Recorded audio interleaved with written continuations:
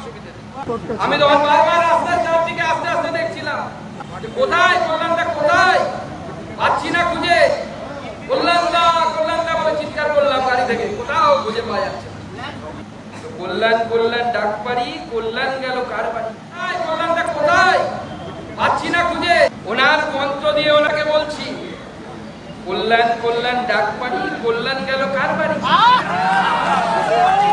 খুঁজে পাওয়া যাচ্ছে না তো, পেয়েছেন?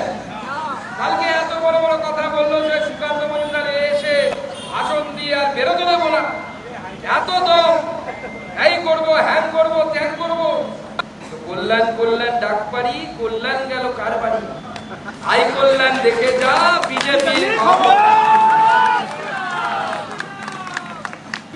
আপনার ভাষাতেই বলি, আপনি তো বলেছিলেন লোকসভায় দাঁড়িয়ে গোটা ভারতবর্ষ থেকে আপনার দিকে হেসেছিল, কি হলো আপনার?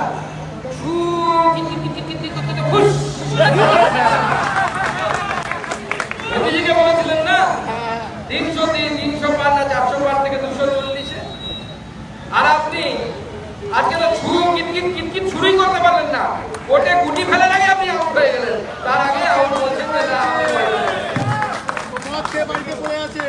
মাঠে ঘাটে থাকার কথা বলছিলেন, আমরা সারা জীবন মাঠে ঘাটে থেকেছি। বিশ্বাস না হয় এখনই চলুন, তৃণমূলের সব নেতা আর আমি যাব জমিতে, দেখো কে কত মাঠে ঘাটে ঘুরতে পারে। জমির হাল হয়, সেই হালের উপর দিয়ে দৌড় কম্পিটিশন হবে, দেখে তৃণমূলের কোন নেতা দৌড়তে পারে। আমরা ছোটবেলা থেকে ওই জমির হাল, গরুর গাড়ি, মোষের গাড়ি, এই চড়তে চড়তে আমরা সারা জীবন বড় হয়েছি। আমাদেরকে মাঠে ঘাটের গল্প শোনাবেন না।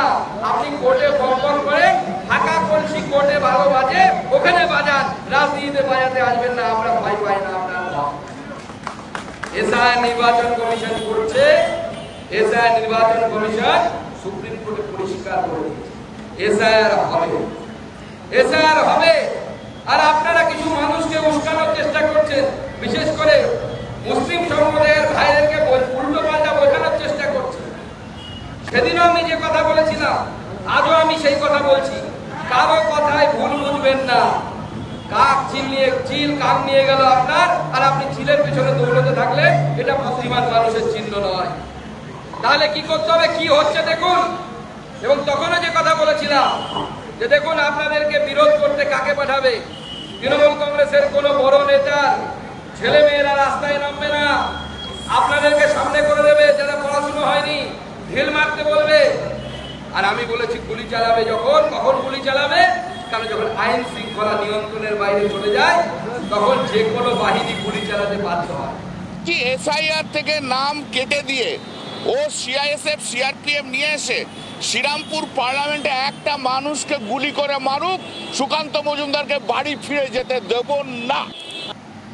নমস্কার বন্ধুরা, শুনলেন তো নেতাবাবুদের কথাবার্তা। মানে সারা বছর যেমন তেমনভাবে কেটে যাক না কেন, ভোটের সময় নেতারা তাদের একদম অ্যাক্টিভ ফর্মে চলে আসে। সুকান্ত মজুমদার, কল্যাণ বন্দ্যোপাধ্যায়, টিএমসির অন্যান্য নেতা হোক বা বিজেপির অন্যান্য নেতারা, একে অপরের প্রতি আক্রমণ স্বভাবটা এই ভোটের সময় যখন ভোট আসতে শুরু করে তখন ফুল ফর্মে চলে আসে। গতকাল শ্রীরামপুরের সাংসদ কল্যাণ বন্দ্যোপাধ্যায় তিনি আক্রমণ করেছিলেন সুকান্ত মজুমদারকে এবং হুমকি দিয়েছিলেন যে শ্রীরামপুরে আয়, তোকে বাড়ি ফিরে যেতে দেব না। তার প্রত্যুত্তরে কেন্দ্রীয় প্রতিমন্ত্রী সুকান্ত মজুমদারও কিন্তু একটা উত্তর দিয়েছিলেন, জবাব দিয়েছিলেন। তিনি বলেছিলেন আগামীকাল আপনার ওখানে যাচ্ছি, যদি পারেন তো আমায় আটকে দেবেন। আজকে তিনি এসছেন, বাইক র্যালি করেছিলেন, ভিড় হয়েছিল এবং তিনি তার সভা পদযাত্রাও করেছিলেন।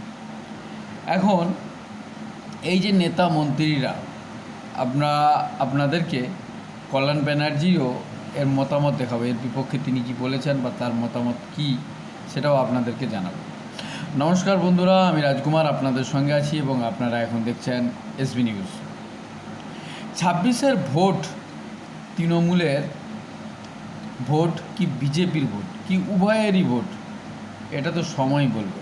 মানে আমি জয়ের দিক থেকে বিবেচনা করে বলছি যে আগামী 26-এর ভোটে কে শেষ হাসি হাসবে, কার মাথায় জয়ের তিলক পড়বে, তিলক টিকা পড়বে। কিন্তু কেন্দ্রীয় প্রতিমন্ত্রী সুকান্ত মজুমদার বললেন যে 26-এর ভোটে তৃণমূলের রাবণ বধ হবে। আর সেই হিসাবে এর পরবর্তী যে আপনার প্রতিবেদনের অংশটা দেখাবো, সেখানে আপনারা দেখতে পাবেন যে শ্রীরামপুর সাংসদ কল্যাণ বন্দ্যোপাধ্যায় বলছেন যে আমি ছুঁচো মেরে হাত গন্ধ করি না, তাই সুকান্ত মজুমদার শ্রীরামপুরে এসে কী বলল সেই বক্তব্যের কোনো গুরুত্ব নেই, কোনো ভ্যালু নেই।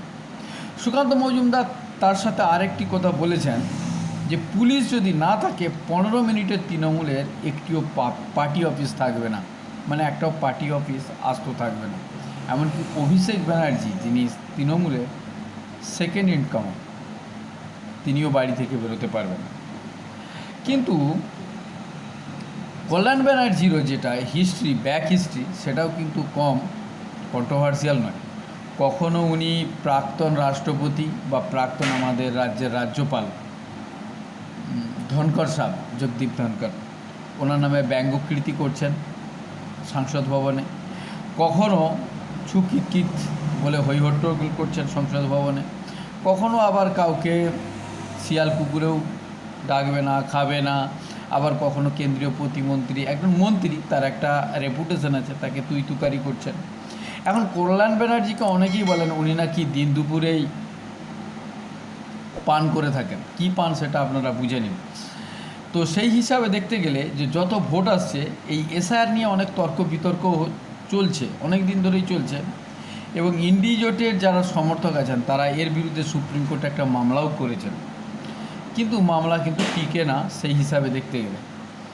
আর আরেকটা কথা যেটা না বললেই নয়, যে এসআইআর নিয়ে কিন্তু একটা হাঙ্গামা হবেই। এই বিধানসভার আগেই এসআইআর নিয়ে একটা বিশাল রকমের হাঙ্গামা হবে, কারণ তৃণমূলের নেতা নেত্রীরা, চাহে আরামবাগের সাংসদ হোক, চাহে অন্য জায়গারই হোক না কেন, অন্য লোকসভা কেন্দ্রে, সবাই কিন্তু কেউ কারো চেয়ে কোনো অংশে কম নেই। সবাই কিন্তু একের পর এক হুমকি দিয়ে যাচ্ছেন। কেউ বলছেন চোখ তুলে নেব, কেউ বলছেন দেখে নেব, কেউ বলছেন আগুন জ্বালিয়ে দেব, রাজীব ব্যানার্জি এটাও বলছেন রক্তগঙ্গা বইয়ে দেবো।